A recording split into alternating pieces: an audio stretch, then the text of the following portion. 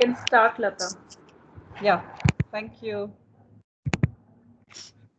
Hello, everyone, and thank you for joining us today.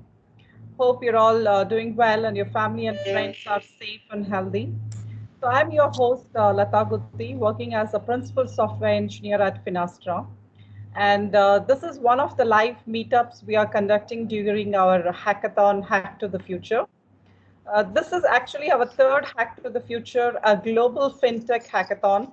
And this time it is organized in the honor of the International Women's Day. And the aiming to build an unbiased fintech future. So we all have got time till April 4th to join and submit a project. For more information, I would request you all to please check iwd.devpost.com. And today we will be discussing one of the IWD theme that is choose to challenge, wherein Lara will be talking about how to look at the pillars of the good execution and make them your own. I'm really excited to have a very special guest, Lara Ghaddar, the data and AI solution specialist at Microsoft. So a quick intro to about Lara.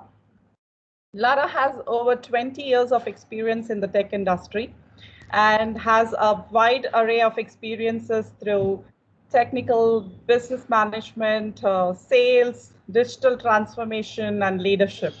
Quite a good array of experiences. So currently, Lara is working with Microsoft and has been over 3 years leading the mid-market co-sell and scale consumption. Lara has joined the data and AI team aligned to the financial services.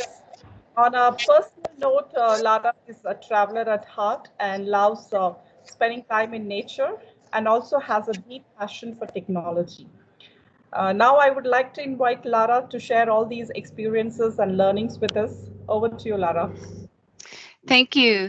Thank you so much, Latha, and thank you for the opportunity to speak today. I'm both honored and very excited and looking forward to sharing my journey and my experience with everyone today in the hopes that, it leaves some things to think about and learn from. And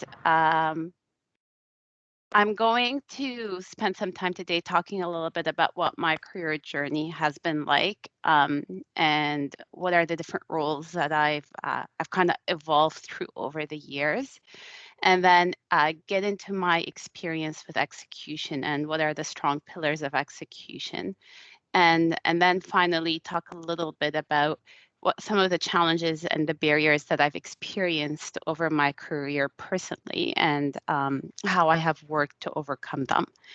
And with that being said, I'll jump right into it. And Latha, just to confirm, you could see my screen? Yes, Lara, we do. Excellent, thank you. So in terms of my journey and aspirations and a little bit about who I am, I actually started my career as a software engineer. So I went to McMaster University, which is a local university here in Ontario, in a city called Hamilton, and I studied software engineering. And at that time, we were the first professionally accredited software engineering program in Canada because it was such a new discipline.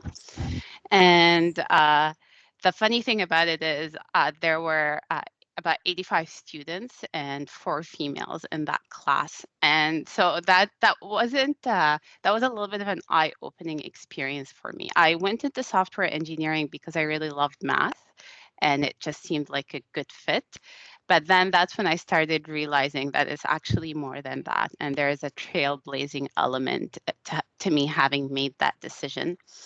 And so it was great. We did the 4 years, and after graduation, I went and worked in IoT before IoT was officially, I guess, a brand. And in IoT, I was working at a water treatment company as a software engineer and collecting data from all of the different devices and sensors in the plant and bringing the data into the into the into the databases, running analytics and reporting them so that the process engineers could look at the reports, see what is happening in the plant, and then take corrective actions accordingly. So it was, the early days of insights and analytics and I say action driven by intelligence. And it was a great experience. I was there for 5 years. And during that time, I started getting exposure to the business side, to the relationship side, to the sales side. I was traveling, implementing the system at different plants. I spent time in Europe as a part of that, and I started realizing I wanted to do something different beyond just programming indefinitely.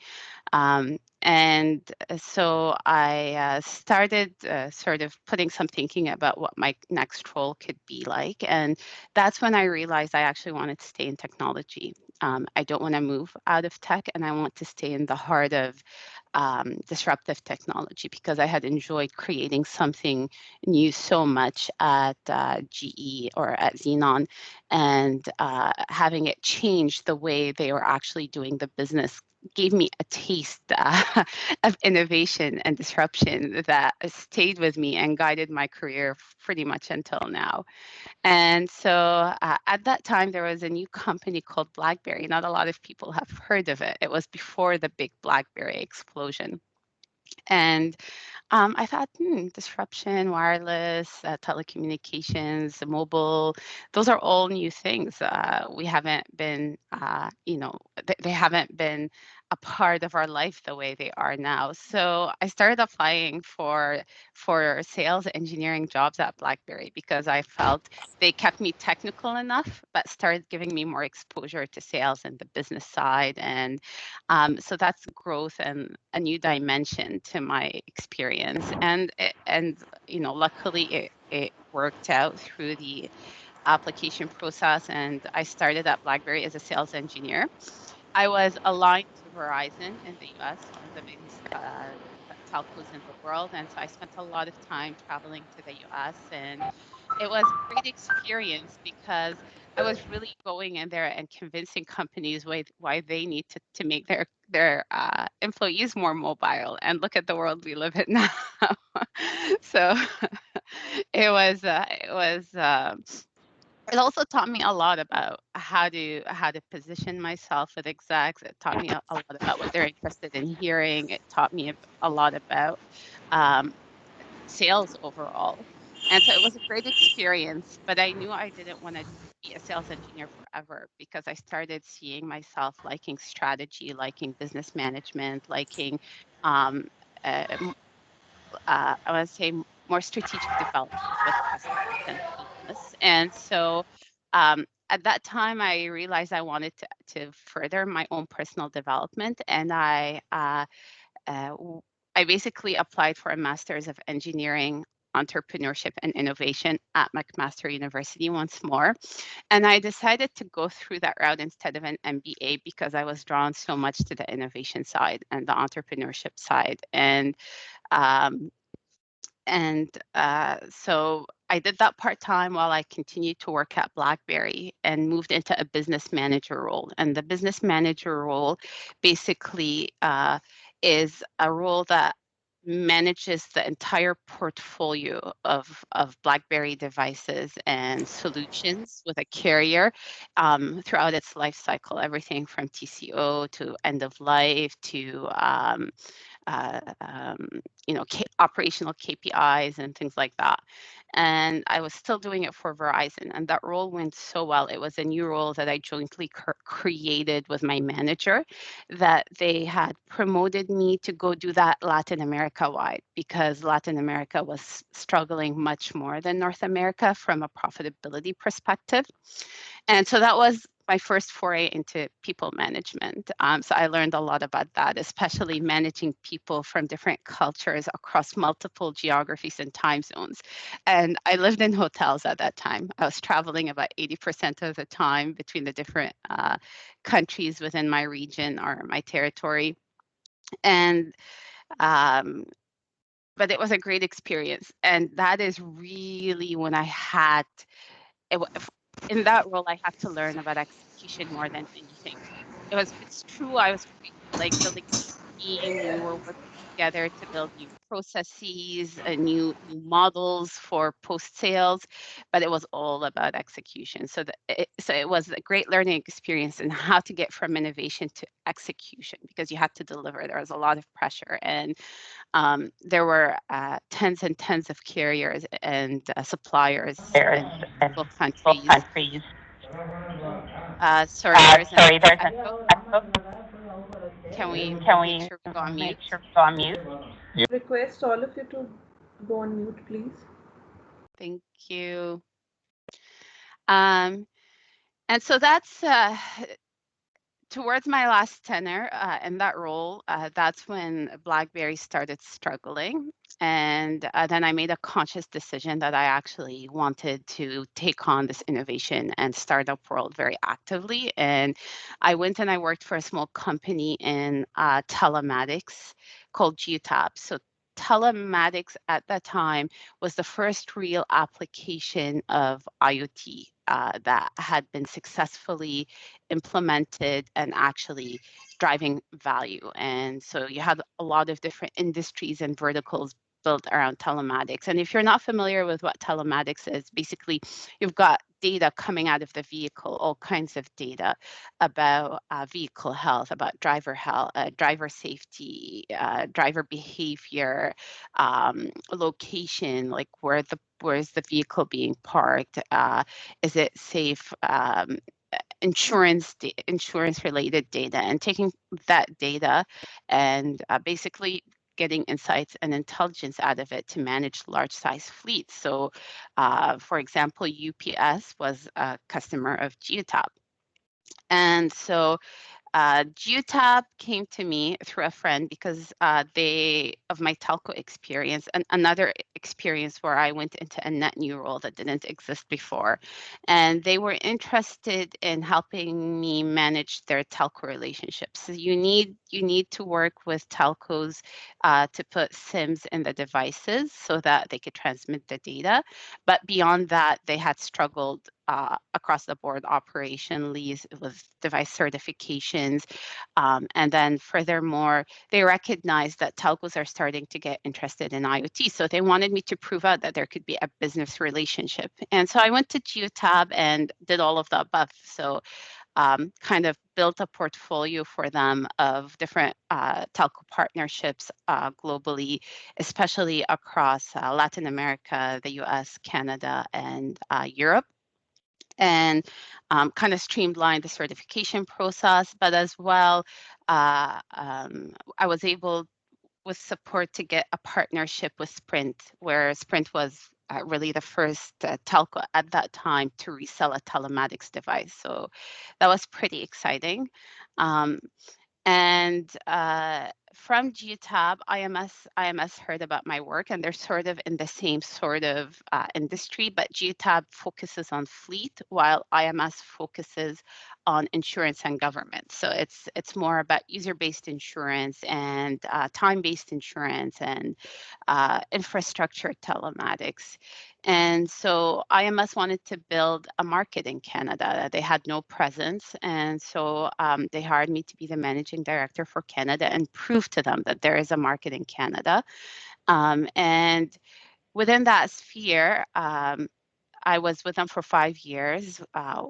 I built a new team from scratch as well, and we were able to prove that there was a market in Canada. So we sold and launched the first user-based insurance program in Canada at that time, and did some pretty cool work with the government of Ontario in terms of piloting things like high occupancy lanes during the Pan Am Games. It was all pretty exciting stuff.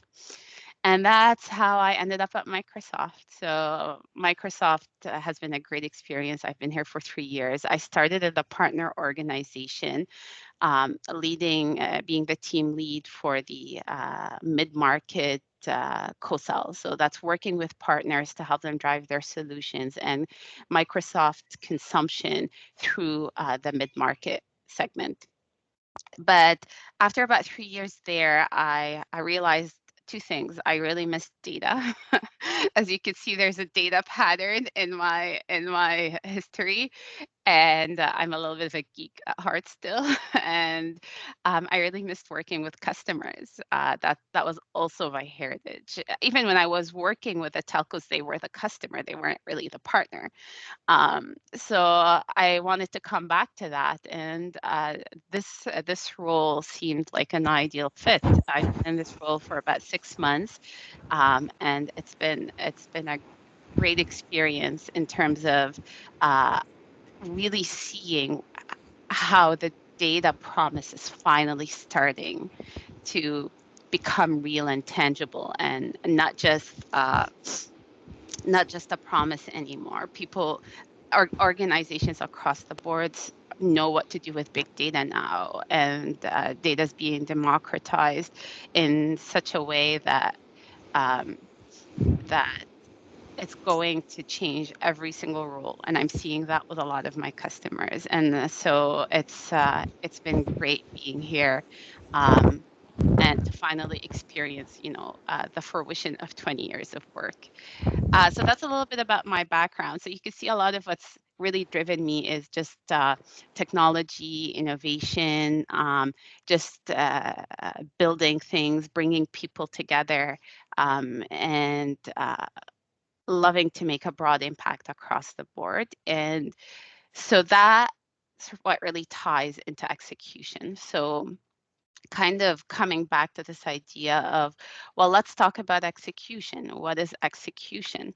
And so this is really like my simplified version definition of what execution is.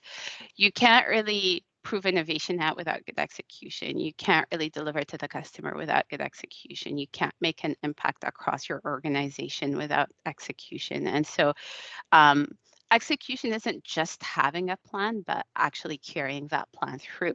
And it's more and more important to do that now. And that's what really I'm experiencing separate people that can actually prosper, be I want to say, get the most out of where they are and grow and evolve, is that they can drive that execution, no matter what their role is, no matter what level, to make the impact. And in terms of how I've experienced execution, really, there are three things that drive good execution: accountability, um, being very specific about what you're trying to drive with things that are measurable, and balancing between the long term and the short term. And so we'll kind of get a little bit into that more. So when we talk about accountability, what does that mean? Accountability isn't just accountability of others, but also self-accountability. And this is from my experience. So I'm not saying this is the the this is the only way, but for me, I find that when I hold myself accountable to things, it's easy to bring people along for the journey, and then they start becoming accountable for things as well. And so with accountability, you have to do things like clearly communicate expectations and consequences. So know really exactly what you're trying to achieve and make sure it's clear um, to everybody, and there's agreement and alignment on it. So no ambiguity over that goal. Being very specific is very important. Um, and if it's not, you have to talk it through. You have to kind of face that on. You have to ask that question: why isn't it? What is the problem? How can we get to to a shared vision or a shared understanding of what we're trying to execute in a way that works for all the parties? And that's essentially how I've experienced or been able to get to sharing accountability for the results. Because once you communicate clearly and get to a point where you're getting a joint definition of what you're trying to execute, an agreement on the goals and the objectives, then you could start getting joint accountability for the results, because everybody has skin in the game. And because you're not really only establishing accountability, but you're also establishing how you're going to work together to share the results, to drive the results. And what I find is really important behind that is not hiding behind job descriptions. And that doesn't necessarily mean you go and do someone else's role. It means if we need to come together as a team and roll our sleeves up and maybe lean in to help each other kind of come along, then let's do that. And let's not say, that's not my job. You go figure it out and come back and tell me. In today's world, I find that doesn't work because the complexity, because of the nature of what we're living in the remote world right now, has magnified that even more. And the speed and agility at which we have to move all the time, we have to come together and make sure that the questions are addressed. We're leaning in, we're helping each other with each other's experiences and different points of views. And that is also really important. And then lastly, I learned that when things don't work out, um, it's not about it being personal. It's not about me. And it took me a long time to get there. When I first graduated out of university, I didn't always feel that way. You know, when you're young and you don't have a lot of experience, you tend to be riddled with insecurities. And it's good to be aware of that, because then you start working through the insecurities and start trying to distinguish what's an insecurity that I have to work through and I'm projecting onto this situation versus what's actually this situation about. And so making it not personal, taking yourself and focusing on the problem, taking yourself out of the problem, focusing on the problem, makes a huge difference. And then it takes the fear of failure out of the situation, because we're going to make mistakes and learn together. But it also creates a sense of trust, and trust is important in accountability. In low trust environments, people focus on blame, they don't find the solution.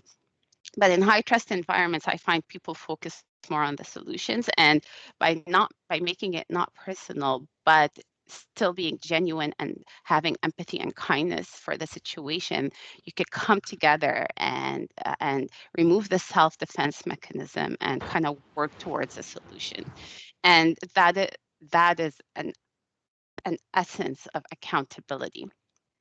In terms of the next pillar, I'll kind of move on, is tracking progress to key metrics. So there are three things. There are three things. It's when we talk about progress to key metrics, the first is being agile. So you have to move quickly and easily.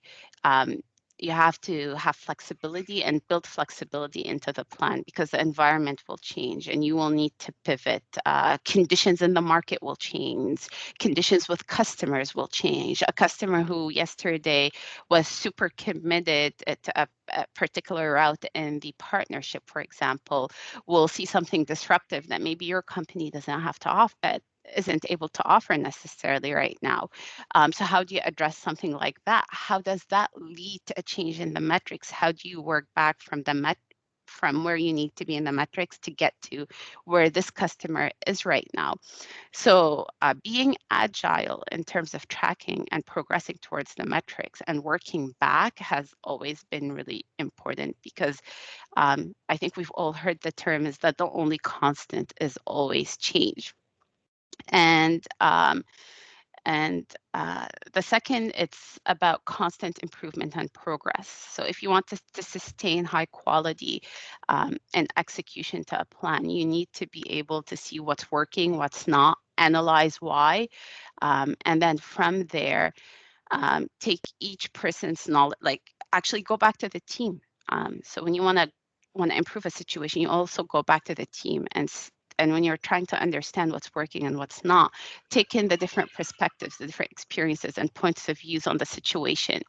And then from there, try to understand aspects of the situation that have influenced the process. So what does that mean? Do we have to worry? Do we have to worry about the process, the system, the culture, the circumstances? And those are typically I would say the four different factors that cause change in a particular business situation that I have experienced. So let's look at the 3 or 4 different things and figure out which ones have to change, which ones have to improve for us to keep moving forward toward those metrics. And then I think what's really important is just to keep moving forward, keep focused, knowing that things will change, knowing that you have to be agile and you have to constantly improve and progress. Doesn't mean we can't keep moving forward. And moving forward can be the improvement itself, can be looking at even sometimes, do we need to reassess the metrics? Do we need to understand if these are the right metrics for tracking towards? And that moving forward process makes sure you don't lose sight of the end goal. And then lastly, when it comes to metrics, we talked a little bit about this in the accountability section, but it's also about avoiding being defensive and placing people on the defensive in terms of it's kind of your fault. This metric isn't working. It didn't kind of come through. It's no, like, let's look at the situation. Let's solve the problem together. It's always actually being focused on the metric rather than individual. And that's the intent of that point right there. And then lastly, balancing long-term versus the short-term.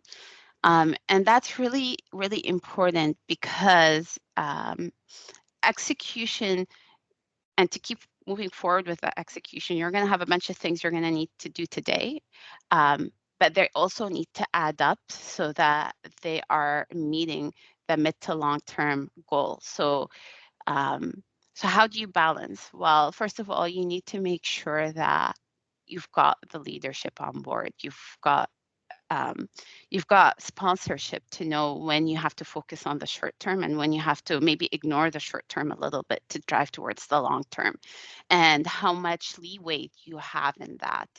And then the second is looking at the results. So need to actively look at what's the immediate result that you need to look at to prove success versus the long-term strategic initiative without the sacrifice. And then not getting distracted has always been really important. So, I mean, working at Microsoft is a constant stream of distractions every day.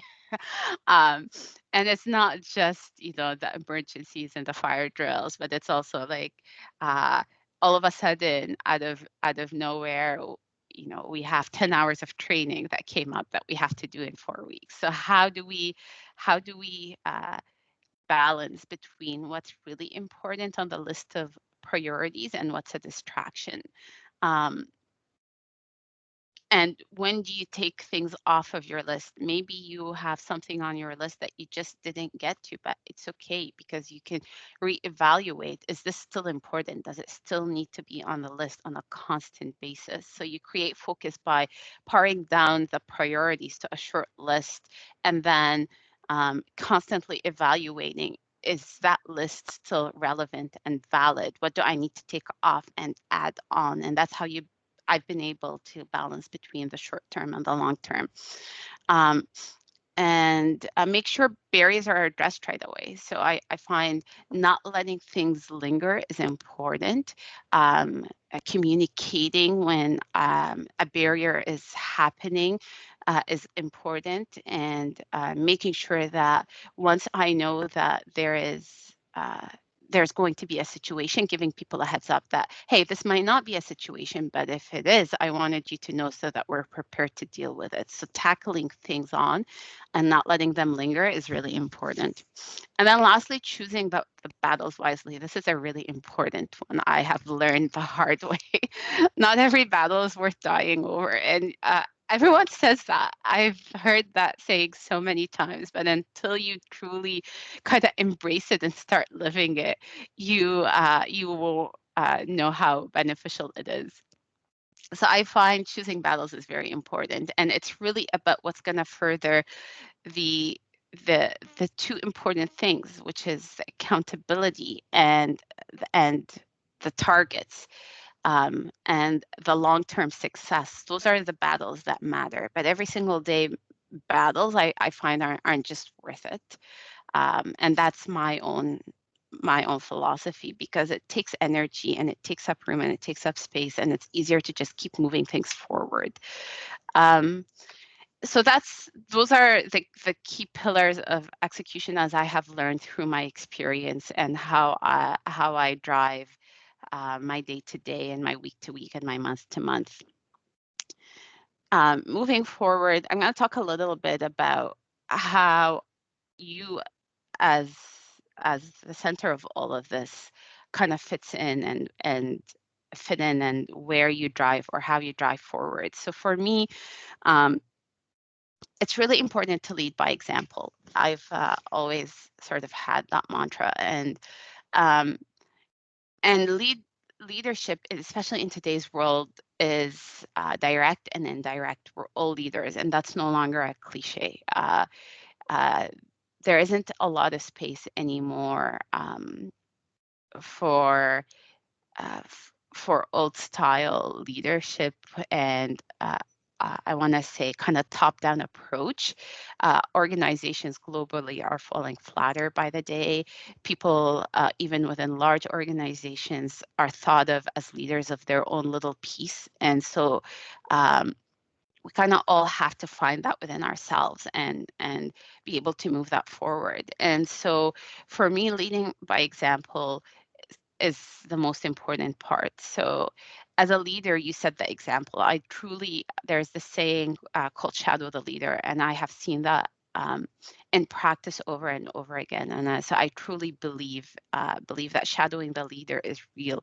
And what that really means is that you'll see people in a particular situation start kind of taking on the behavior and the habits of the leader in that situation, whether direct or indirect. So it's really easy to sit and be complacent and not be able to move forward and complain, and or it's really easy to just kind of be very action oriented and keep focusing on the solution. And don't get me wrong, not every solution is fixable by being action oriented. Sometimes situations are bad and toxic, and the best way to deal with them is maybe sometimes to get out of that situation.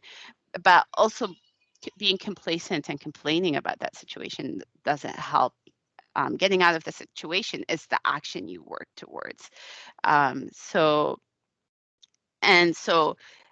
that's kind of coming back to shadowing the leader is really important. So if you want things around you to change, look at how you can start by changing yourself. What do you want that change to be? Do you want to have more communication? Then can you communicate more widely? Do you want to have trust? How do you start building more trust? And I find as well a good pillar for leadership is communication. We talked a little bit throughout, actually a lot throughout all of the pillars of execution, but never underestimate the importance of communicating widely and often and openly and transparently. And that not only sets the bar high for yourself, sort of trying to work towards that level of communication, but people around you start reciprocating. And then that in itself starts leading to trust. And I put two definitions in here: empathy and kindness. So empathy is, the ability to understand and share the feelings of others. And kindness is the quality of just being friendly and generous and considerate. And those are all good pillars that build trust, I believe. I think you can't just have trust without empathy and kindness. And being a strong leader means, sorry, echo again. Mute, please. Thank you. Being a strong leader as well is not being afraid of feedback, not being afraid to solicit feedback, to understand what's working, what's not, what you could be doing better. I ask for feedback all the time and I take it openly. And there's a difference though, like there is a line between feedback and allowing people to kind of go at you. And that's not what you want to open yourself at. But if you say, hey, like I'm learning, is there something I could do to improve the situation? Or I could be doing differently for us to be working together. There's something, you could consider, and it doesn't mean that you have to change yourself and work accordingly to how someone else wants you to work, but just look at the feedback. It's good to understand other people's perspective. And then lastly, knowing yourself. So to be able to do all of this, all of the things we talked about today, knowing yourself is the most important part. Knowing yourself really well, understand your insecurities, your instincts, your strengths, your weaknesses, taking the time to taking the time. So I told you this was going to happen. Sorry, guys. No. This is the new norm of You have COVID. to let me finish, please. You have to let me finish.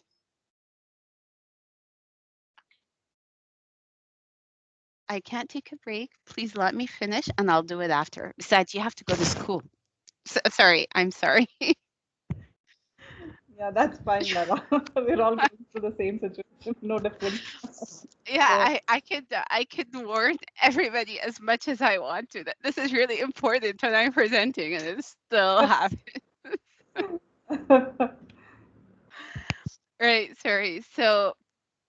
Um, so we were closing off on leading by example on knowing yourself. I think the most important part on any journey is knowing yourself really well, knowing your strengths, your weaknesses, your insecurities, even your thought process, because we're all conditioned a certain way. We're conditioned a certain way in our family environment, in our cultural environment.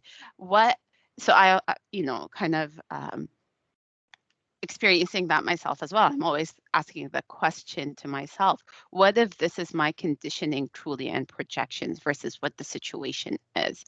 What is driving this thought process that I have? Can I take a step back through all of the thoughts that I'm having, where they started and how I'm getting to this? Is this truly a productive thought process or not?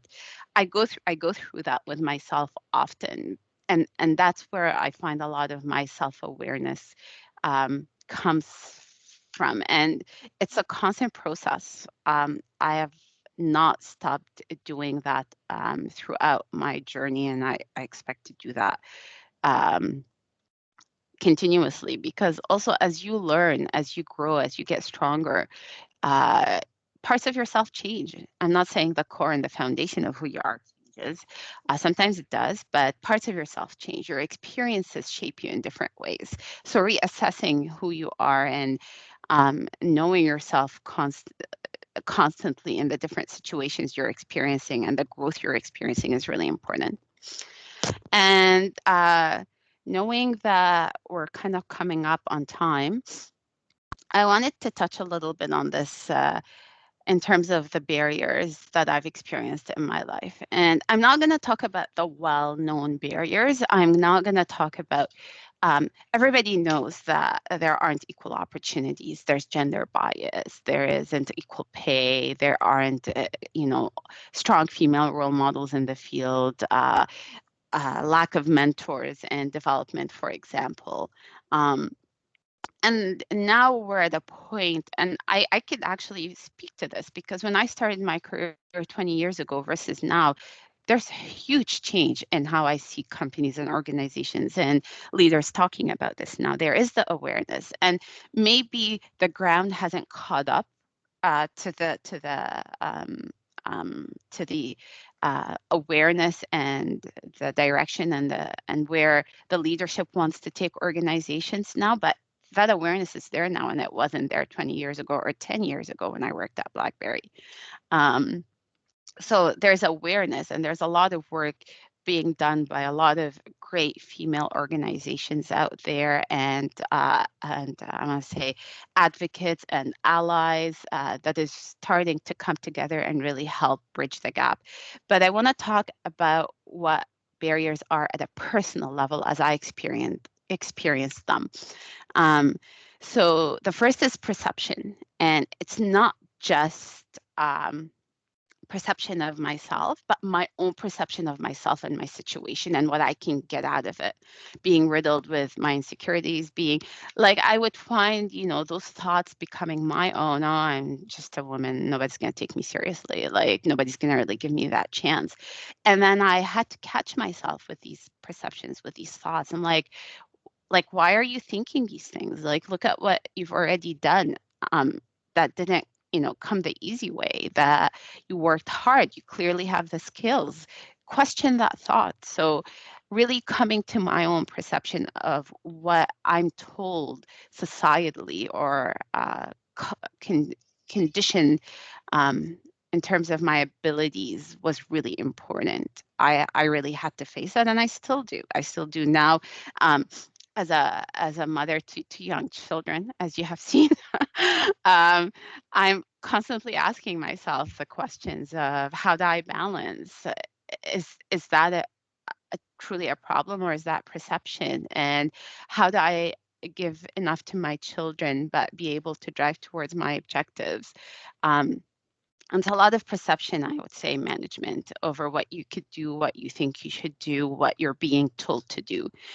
The second one is access. So I'm one of those people, for example, that never went after work and had drinks with and socialized. I had a lot to do. I was working full time. I was doing my master's part time.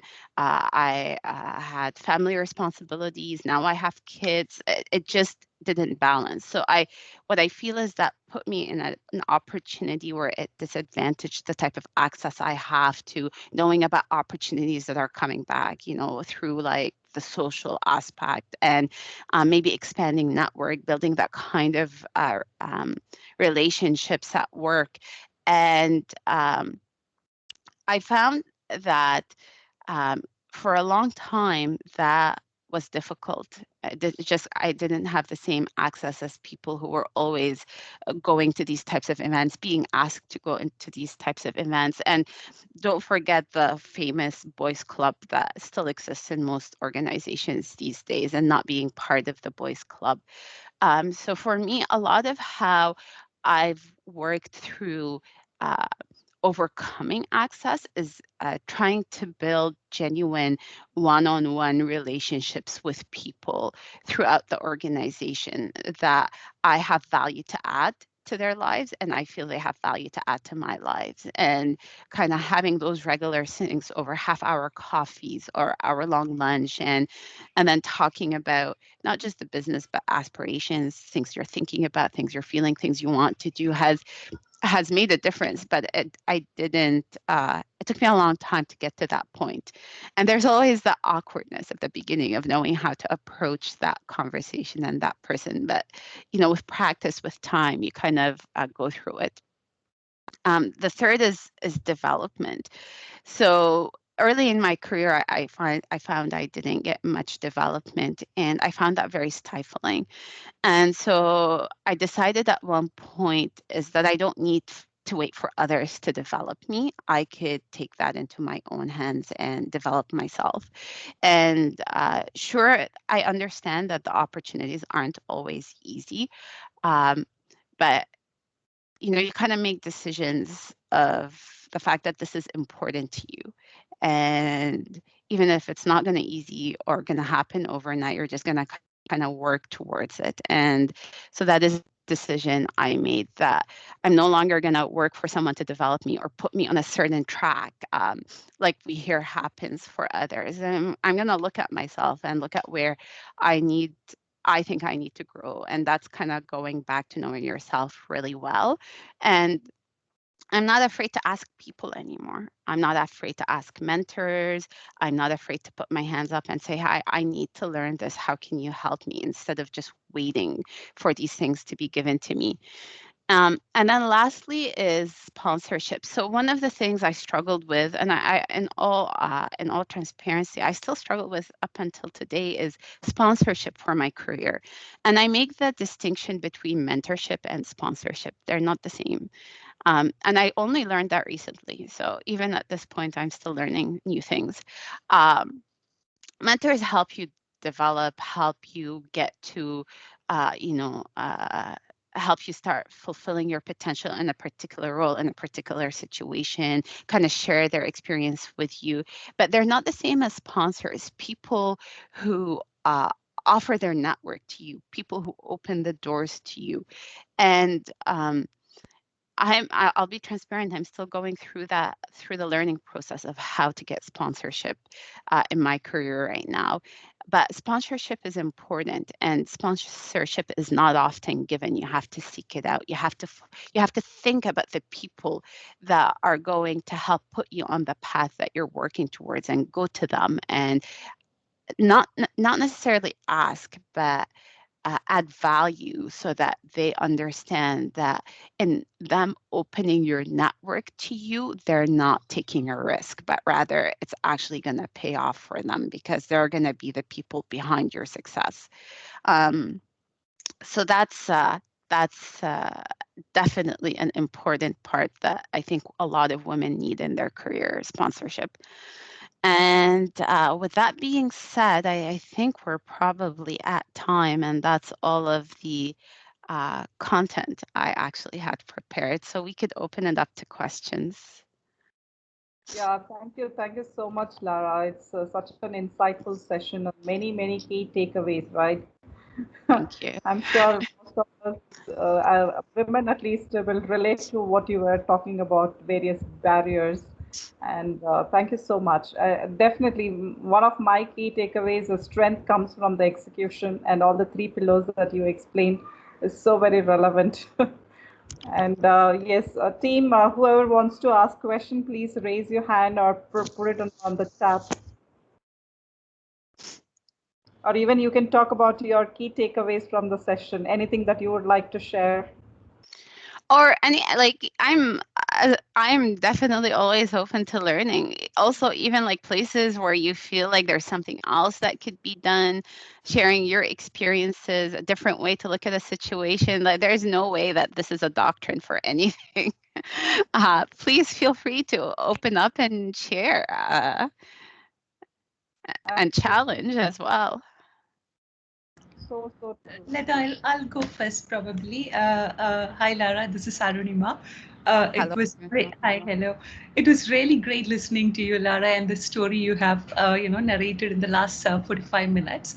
My question is, having gone through these challenges and having picked up, developing yourself, how has your journey impacted? Working in algorithms and biases around that, do you see a connection between the two? But sorry, you cut out for a second. Sorry, Oh, technology. You cut out where you're saying how has your journey impacted? impact. See, what I understand from Lata is you're working in the algorithmic bias part, or into the into AI/ML at this point of time. So, how has your journey impacted you developing AI/ML models and kind of handling the biases around it? So one of the things I love about Microsoft and why I actually chose to come to Microsoft as opposed to other companies is the stance Microsoft has taken on ethical AI and how they basically infuse that into everything we do with data and AI. And so I actually take those pillars of ethical AI. There's fairness, there's responsibility, there's ethics, and I take that very, very seriously. And so I always think about those pillars, and I'm happy to follow up and share some more details about Microsoft's um, ethical AI pillars into every AI not just technical conversation model that I think about, but conversation that I have, strategy with planning with a customer that I have. How to really think about this with respect to the ethics of the situation. So I would say that's a huge part of it. But I do go to those pillars as my go-to when I'm thinking about AI in general. Okay, great. Leda, probably we should think about one more session with Lara on ethical AI and how, we can get it into our minds and how we develop our solutions. Thank you, Lara.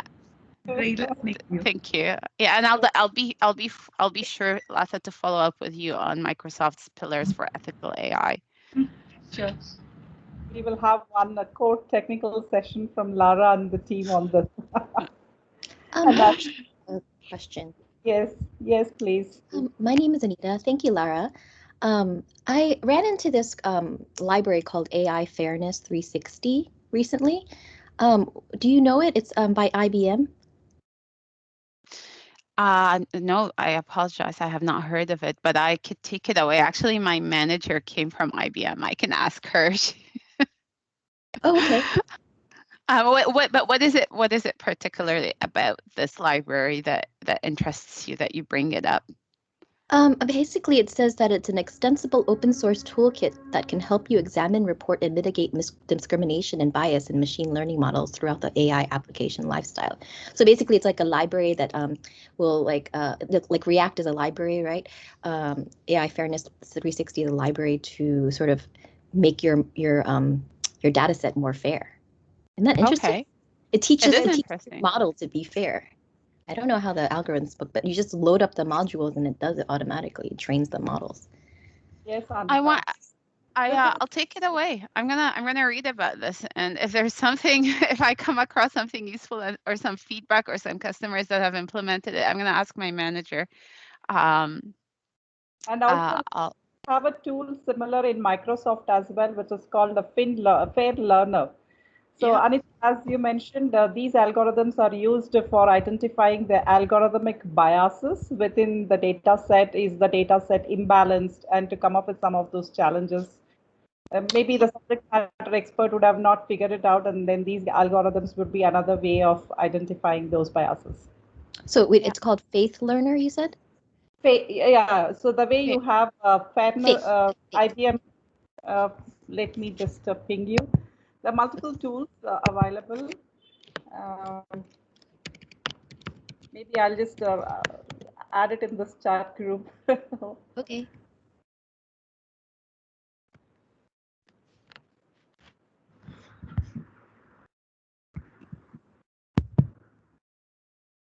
Yeah, any other team members have any questions?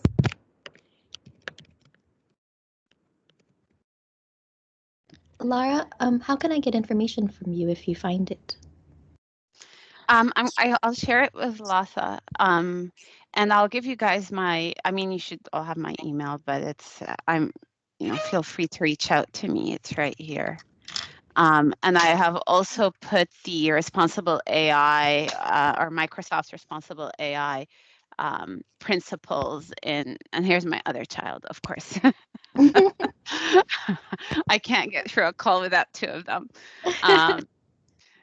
I've also put responsible AI information from Microsoft in the link. Okay, thank you so much. Appreciate this. Very useful to hear like a female role model talking about leadership. It's great. Thank you. Thank you. Absolutely, so relevant to the IWD choose to challenge activity. So Anita, I've just added the link for the 5 tools that you have to validate the algorithmic biases. Maybe this could be one of the reference link that you can use. Okay, great. Thank you so much. I appreciate that. Any other questions, team? Yeah, Lata, I would like to ask one question from Lara. So Lara, I'm basically not from AI ML background, or maybe not even from technical background. So we often heard there are a lot of misconceptions related to AI ML. So would you like to share some misconceptions? Like we hear that, it's going to impact a lot in future.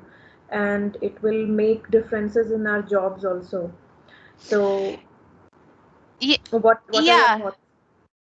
Yeah, I mean, I do. I hear it all the time, and they even have movies about it, right? Movies from the 80s and the 90s about the progress of computers taking over our world, and AI is going to take over all the jobs, and everybody's going to be unemployed, and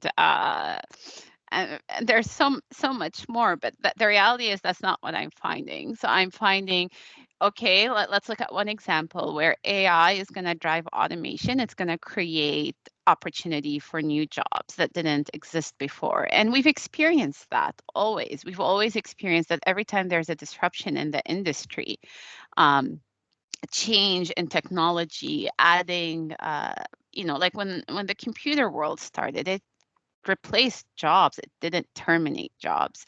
So, but I think a lot of it's not, I think it's natural human instincts to always have the fear for survival and overthink or over exaggerate or over fantasize particular doom and gloom situations.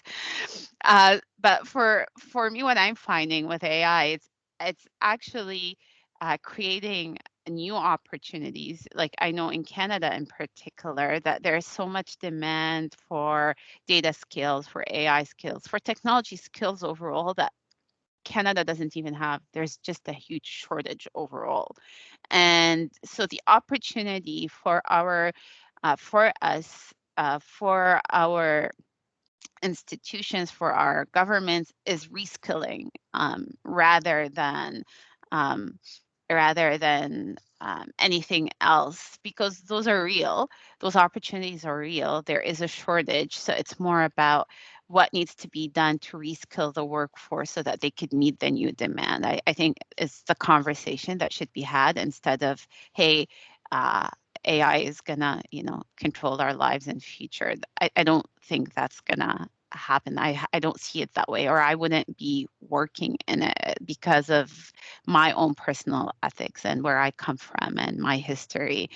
The other thing I find as well is that technologies, to the contrary, AI is doing a lot of great things that hopefully will make life better. So that maybe the next time that there's something that could cause a pandemic, AI could stop that ahead of time. So that's sort of how I think about AI's positive impact on our lives. What can AI do to help reduce, environmental impact, to help reduce things like drought, which impact famine, and that's how I like to think about it. But yeah, so so I find it's also good to, when we hear all of the negative stories, to kind of keep a perspective of how much better overall technology has made our lives in the last 50 years, let alone before. Like, think about it, right? Think about it. 100 years ago, women used to think that they could drink and smoke while they're pregnant, right? And what were the implications of that to all of the new people, new infants? But now we know that that's not true. So we get healthier babies with higher life expectancies, babies that would have, perhaps died in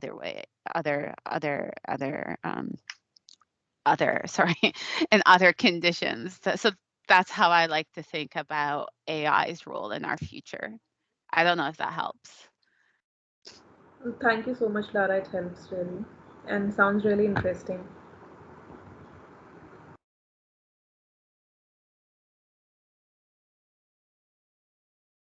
Any other questions?